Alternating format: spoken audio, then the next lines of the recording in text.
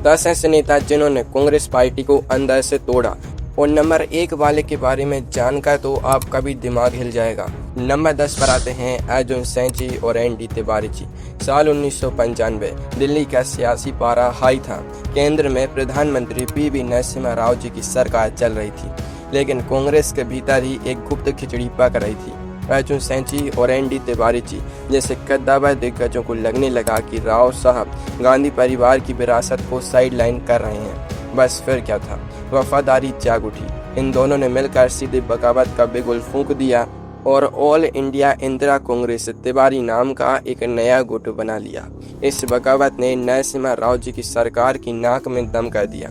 हालांकि ये नेता बाद में थाली का बैगन साबित हुए और सोनिया गांधी जी के आते ही वापस मुख्य कांग्रेस में लौट गए, लेकिन उस वक्त इन्होंने जो आग लगाई उसने राव सरकार की नींव हिला दी थी। दिल्ली दरबार इस झटके से संभल पाता उससे पहले एक ऐसे पुराने वफादार ने हमला किया जिसने दिल्ली से कश्मीर तक कांग्रेस का सुपड़ा साफ कर दिया।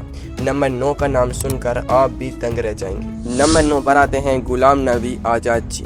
साल 2022 5 दशकों की वफादारी एक झटके में स्वाहा हो गई। गुलाम नबी आजाद जी कांग्रेस के सबसे बड़े संकट मोचक माने जाते थे, लेकिन जब राहुल गांधी जी का काम करने का तरीका उनके बर्दाश्त के बाहर हो गया तो उन्होंने G23 गुट बनाकर सीधे आला कमान पर हमला बोल दिया। आजाद जी ने एक ऐसी तीखी चिट्ठी लिखी जिसने दिल्ली दरबार के चाटुकार तंत्र की धज्जियां उड़ा दी। उन्होंने साफ कहा कि अब पार्टी के फैसले जमीन पर नहीं बल्कि बंद कमरों के चापलूस ले रहे हैं। इसके बाद उन्होंने पार्टी छोड़ी और अपनी नई राह चुन ली। नतीजा जम्मू कश्मीर में कांग्रेस का पूरा किला ताश के पत्तों की तरह ढह गया। आजाद जी ने साबित कर दिया कि जब घर का भेदी बगावत करता है तो लंका ढाने में वक्त नहीं लगता। कश्मीर का यह घाव तो अभी नया था, लेकिन इतिहास में यूपी के एक नेता ने ऐसा ही बड़ा तख्ता पलट किया था। नंबर 8 की कहानी आपको हिलाकर रख देगी। नंबर 8 पर आते हैं चौधरी चरण सिंह जी। साल 1967 उस दौर में देश में सिर्फ कांग्रेस का ही डंका बजता था। उत्तर प्रदेश के मुख्यमंत्री चंद्रभानु गुप्ता जी का एक छत्र राज था, लेकिन किसान नेता चौधरी चरण सिंह जी को यह तानाशाही कतई मंजूर नहीं थी। मतभेद इतने बड़े कि चरण सिंह जी ने ईंट से ईंट बजाने का फैसला कर लिया। उन्होंने मौका देखते ही अपने 17 समर्थक विधायकों के साथ कांग्रेस को टाटा बाय बाय कह दिया। इस एक झटके से उत्तर प्रदेश में कांग्रेस सरकार धड़ाम से गिर गई। चरण सिंह जी ने भारतीय क्रांति दल बनाया, विपक्ष से हाथ मिलाया और खुद मुख्यमंत्री की कुर्सी पर बैठ गए। यह कांग्रेस के इतिहास में पहला मौका था जब किसी क्षेत्रीय नेता ने दिल्ली के हाई कमान के अहंकार को मिट्टी में मिला दिया था। यूपी की यह बगावत तो बहुत पुरानी थी, लेकिन अभी हाल ही में मध्य प्रदेश के एक आलीशान महल से ऐसी चिंगारी निकली जिसने पूरी सरकार को ही भस्म कर दिया। नंबर 7 का नाम बेहद ड्रामेटिक है। नंबर 7 पर आते हैं ज्योतिरादित्य सिंधिया जी। साल 2018 में मध्य प्रदेश में कांग्रेस की सरकार बनी। कमलनाथ जी मुख्यमंत्री बने और दिग्विजय जी सुपर सीएम। लेकिन ग्वालियर के महाराज यानी ज्योतिरादित्य सिंधिया जी को ऐसा लगा जैसे उन्हें दूध की मक्खी की तरह निकाल फेंका गया है। महाराज अंदर ही अंदर सुलग रहे थे और दिल्ली आला कमान चैन की बंसी बजा रहा था। फिर आया मार्च 2022। सिंधिया जी ने वो किया जिसकी कल्पना कमलनाथ जी ने सपने में भी नहीं की थी। सिंधिया जी अचानक गायब हुए और उनके साथ 22 कांग्रेसी विधायक सीधे बेंगलुरु के एक रिजॉर्ट में लैंड कर गए। आसमान से गिरे और सीधे बीजेपी के पाले में जाट गए। चलती हुई कांग्रेस सरकार बीच चौराहे पर औंधे मुंह गिर गई। कमलनाथ जी इस्तीफा देते रह गए और शिवराज जी फिर से कुर्सी पर बैठ गए। महाराज ने तो सिर्फ एक राज्य छीना था, लेकिन अगले नंबर पर जो नेता है उसने तो एक छोटे से विवाद के चक्कर में पूरे उत्तर पूर्व भारत से कांग्रेस का नामो निशान ही मिटा दिया। नंबर 6 की कहानी सोशल मीडिया पर आज भी वायरल है। नंबर 6 पर आते हैं हेमंत बिस्वा शर्मा जी। साल 2015 असम में तरुण गोगोई जी की सरकार थी और हेमंत बिस्वा शर्मा जी कांग्रेस के सबसे बड़े संकट मोचक थे, लेकिन दिल्ली में उनकी कोई सुन नहीं रहा था। जब हेमंत जी राहुल गांधी जी से मिलने पहुंचे तो राहुल जी उनके गंभीर सियासी मुद्दों को सुनने के बजाय अपने एक पालतू कुत्ते को बिस्किट खिलाने में ज्यादा व्यस्त थे। बस यहीं पर हेमंत जी के आत्मसम्मान को ठेस लग गई। उन्होंने तय कर लिया कि अब इस पार्टी में रहकर लोहे के चने चबाने से कोई फायदा नहीं है। हेमंत जी ने कांग्रेस छोड़ी और बीजेपी का दामन थामा और उसके बाद पूरे नॉर्थ ईस्ट से कांग्रेस का बोरिया बिस्तर समेट दिया। आज वो असम के मुख्यमंत्री हैं और कांग्रेस वहां विपक्ष में बैठने लायक भी नहीं बची। राहुल गांधी जी का वो एक पालतू फैसला कांग्रेस के लिए पूरे देश में भारी पड़ गया। उत्तर पूर्व की हार तो एक शुरुआत थी, दक्षिण भारत में भी एक ऐसा ही बेटा खड़ा हुआ जिसने अपने पिता के अपमान का बदला लेने के लिए कांग्रेस को वेंटिलेटर पर भेज दिया। जानी नंबर 5 पर कौन है। नंबर 5 पर आते हैं YS जगनमोहन रेड्डी जी। साल 2009 आंध्र प्रदेश के कद्दावर कांग्रेसी मुख्यमंत्री YS राजशेखर रेड्डी जी की एक हवाई दुर्घटना में अचानक मौत हो गई।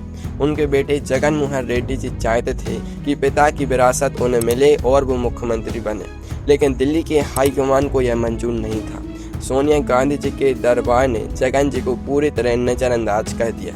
जगन जी ने जब अपनी यात्रा शुरू की तो आलाकमान ने उन पर पाबंदी लगाने की कोशिश की। जगन जी के सब्र का बांध टूट गया। उन्होंने कांग्रेस को लात मारी और अपनी नई पार्टी YSR कांग्रेस बना ली।